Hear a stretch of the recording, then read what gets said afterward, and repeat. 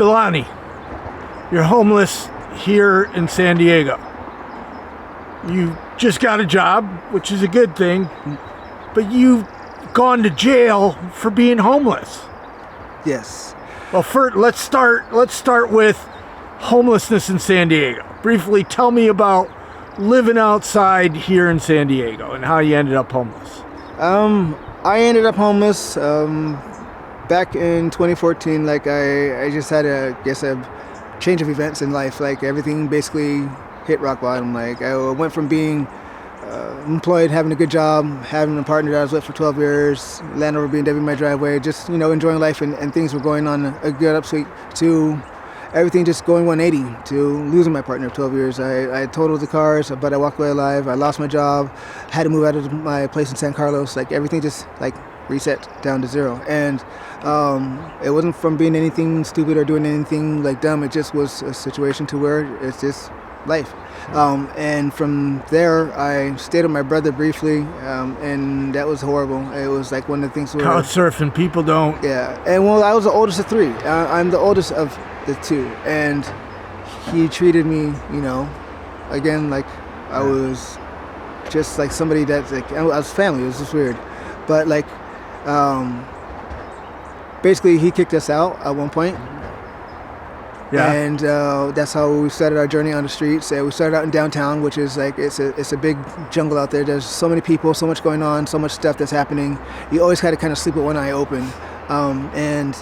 It was rough. And so I went from downtown to out in this area, like in Crusader Park, because I figured you got like all these people in one area. If I just maybe go a few clicks out from, the epicenter there, that I would, probably have less drama, less, problems. And for the most part, so that's why I took to the woods area. And it was a lot quieter, a lot nicer, but every so often, you still had stuff to deal with, because... There's no perfect place, even when you're looking for an apartment or a house, right? You gotta, because here you gotta get your water, you gotta walk farther, but you got more privacy. More privacy, and like I said, I'm fairly resourceful, so again, for myself, it's again, I don't want to do this full time, right. But I can make do, because we are fortunate. Like when we first were out in this area, like we were hungry. And I remember it was a Thursday night, and we just ran into this couple, and we didn't know at the time, but they had these feeds that are done by these churches, one on Tuesday and one on Thursday, and they were nice enough to actually tell us about the one that was going on Thursday, and at least that night it was like a little bit more comfortable because we actually had food to eat and got some clothes and stuff like that. But like, we've been fortunate because they didn't have to tell us that, they could have kept it to themselves. There was a company over here by the dairy that we used to call it, that they would stock food for like 7-Eleven sandwiches and all kinds of good stuff. Yeah. And they were actually really cool. They would actually come out there, and the food wouldn't be expired. It'd be like 5 days before it actually went bad. But they would actually put it to where we could actually get it, And another thing where it works out good, but then we have somebody that is retarded enough to mess with the business. He cut the brake lines to the truck one time, and then that time he broke in. So basically, they stopped that.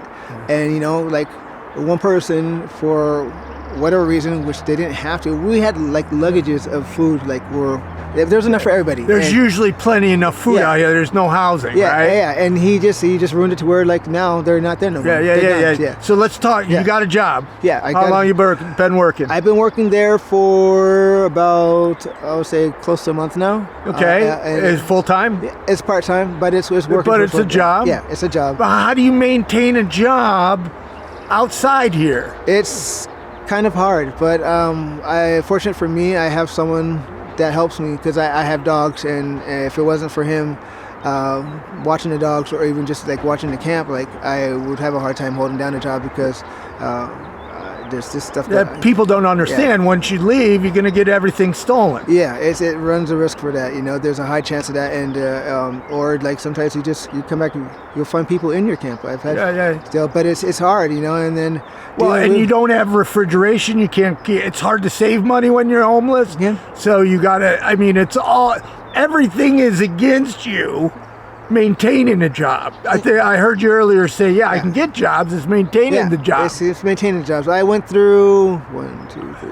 This will be the 4th job so far that I've gotten while being homeless, and hopefully I can figure something out so that I can, because I get good jobs. I want to keep these jobs, but like there's just situational things that happen to where, you know, whether it's being held up by the cops doing the sweeps or going to jail. Say I get arrested and they take me because I have too many tickets or like that. And now, like, you know, depending on how long I'm in jail, I could get out of jail to no job, you know. Right. And so it's hard. Well, let's talk about that. So you actually have lost jobs because of homeless sweeps. Yeah.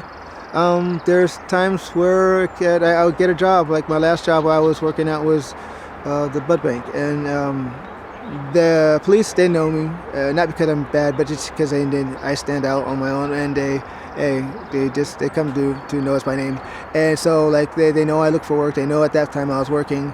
They're doing their customary sweep or whatever like that, and I was actually on my way out. So in a sense, they didn't actually find me like in front of my tent asleep or anything like that. I was actually on my way out with my badge on and everything like that. Your work badge. Yeah, my work badge. And so basically, like, depending on who it is, some of them will just be like, you know, whatever, and then some of them are so hard up on the thing that, like, technically I'm still in the riverbed. So, you know, even though he said, like, next time I see you, I will take you to jail, I'm like, I'm going to work. You know I'm going to work. It wasn't like you found me at my spot.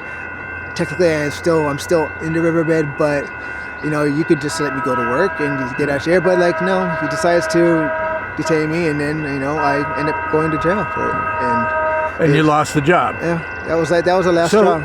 how many times have you been arrested for being homeless? It took me 37 years to go to jail for the first time. That string would actually be a lot longer if it wasn't the fact that I was being homeless. Like, everything on my, I guess, rap sheet is related to being homeless. Like, I wouldn't even have a criminal record if it wasn't for the fact that I was homeless, to be honest. Oh, that is so horrible and so... You wouldn't have a criminal record except for being arrested, the criminalization of homelessness. Yep, it's straight up all because of being homeless. Unbelievable. And so how many times? You can guess. I want to say like at least 20 or 30 times. Going to jail for being homeless. Now, we were talking earlier because I asked you how much the tickets were, and you said you didn't know because you'd go to jail to pay them off. Yeah, you go to jail. Like, usually what happens is, if you get tickets, you get cited. Like, you can show up to court, but I mean, the point is, they're still gonna do it. So eventually they put a bench warrant out. So then next time they run into you, they run your name. If you happen to have a warrant out, they take you to jail. And we just kind of learned that, like, after like the 3 days or whatever, depending on what charges are. I guess that time pays for the fines. Yeah. I mean, the longest I've been in jail was 7 days, thank God. That one was another just situation to where it was for a concealed dirk and dagger, which, I mean, I'm out in the woods. I need sometimes, you know, a good thing. But I had it in a holster. It wasn't like it was just like, you know. Right. It just so happened that when I was helping somebody out, I had my bike. I had their stuff on top of the bike. I had my dog leash in my hand, and I'm going up over the top over here where it kind of crests up and goes out to the street. So as I'm picking the stuff up to go over the top, my shirt lifts up and literally covers the knife when I put it back down. So when they stopped us, they knew the dogs. They were talking to the dogs, you know, whatever like that. And he's like, "Oh, do you mind if I search you?" I'm like, "Yeah, no problem," whatever like that. And goes to like lift up my shirt, and because I didn't know that it got covered up. And sure enough, he's like, "Oh, what have we here?" You know, so they arrested you, and you did 7 days. Yeah, but the thing that made it even worse was, like, after he put me in the back of the truck, he literally opens the door and he's like, more than likely they'll throw it out. You'll be out in 3 days. You know, don't worry about it. So basically, kind of like admitting the fact that they are basically kind of reaching for it. They kind of knew that I wasn't intentionally trying to conceal it. Like, you know, it was like they could have let that pass. You know, they charged me for unrestrained animal, which was funny. I haven't. So unrestrained. What the one that gets me, we're talking about, and that's when I decided to do this, is that you got arrested because there wasn't a shelter bed. Yeah, that was, again, that one caught me off guard because I was not expecting that. That shouldn't happen. I agree. It should not happen. It's funny, one of our friends right over there, he actually got the last bed. And so they had stopped all of us because we had a camp way over by Pacific Coast Highway. And basically they offered, at the time they'd give you a choice. They'd be like, would you like, you know, to use the resources or not? And at one point you could say yes or no, or some people came up, they'd be like, "Oh, I talked to my brother, he's gonna come pick me up." But basically, like, it was me, my friend, and my other half. We all decided that we were gonna try the shelter option, so we said yes. So what they do is they take your information, they make sure you don't have any warrants, and then they call into the places that they have, and they, you know, see if they have any beds. And So they got one for my friend, my other half got one, and then so it was really weird because he didn't say nothing. He just hung up the phone, and then basically like he put them in one truck or whatever, and then like I thought like, well, I guess I was gonna go back. Then he turned me to put my hands behind my back, and then puts the cuffs on me, and then puts me in the back, and I'm like, what's this about? And he's like, well, you're going to jail. I'm like, for what? You know, and like he didn't say nothing. And I was just like, well, you know, but then I found out that there was that was like my friend got the last bed. But like he still actually didn't tell me what I actually was going to jail for, you know. So I'm in my head, I'm just like, it looks to me like I went to jail because there was no available beds, which my other friend said that he's waiting for his brother, which wasn't the case. But like he let him go and sit there and wait there. Why couldn't he just let me go back to my camp? Or just like why'd you have to take me to jail kind of thing? And I mean, there's another situation to where, because like I said, I work, I get jobs, and at one point I had a really good job, and I didn't know this, but like at one of the shelters, I guess, when we went in to be intaked, they were asking information. I told them I got a job, stuff like that, because I think that it's something that it's a good thing to know. But they couldn't take me because I made too much money. So well, people don't know that. Even shelters, they have weird hours.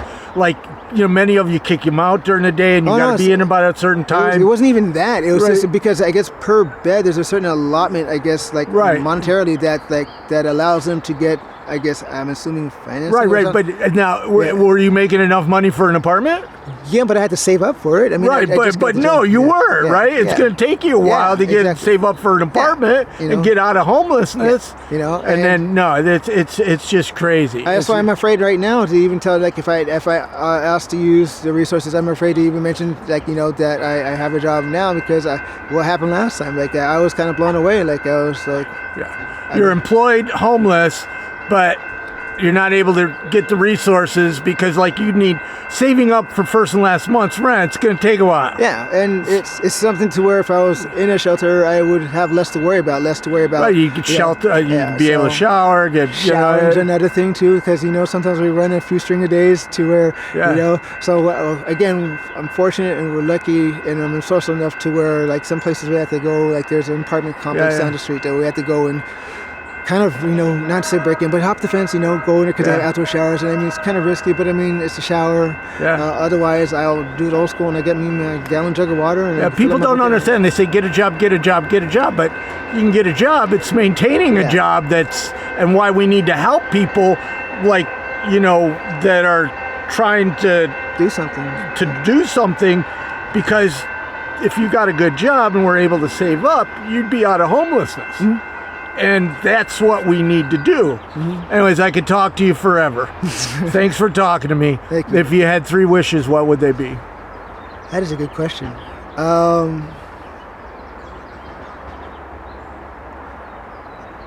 Honestly, I would say to get off the streets, even though I think I can manage that myself, but it's been a hard thing, so I'm going to be humble and be like, yeah, to get off the streets, like that would be one.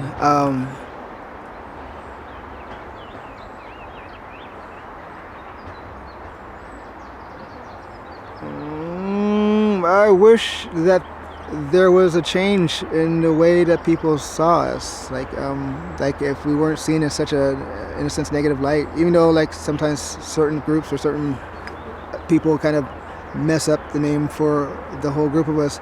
I just wish as a whole, like, you know, if we were walking down the street and someone saw a homeless person, they wouldn't look at him like with such like, you know, it's, I don't even want to say the word, and so that would be my second wish. And the third,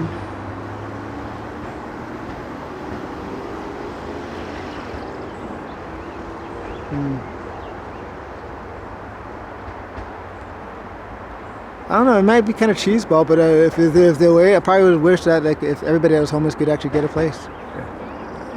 It's not cheeseball. That's awesome. Well, thank you very much for talking to me. Thank you.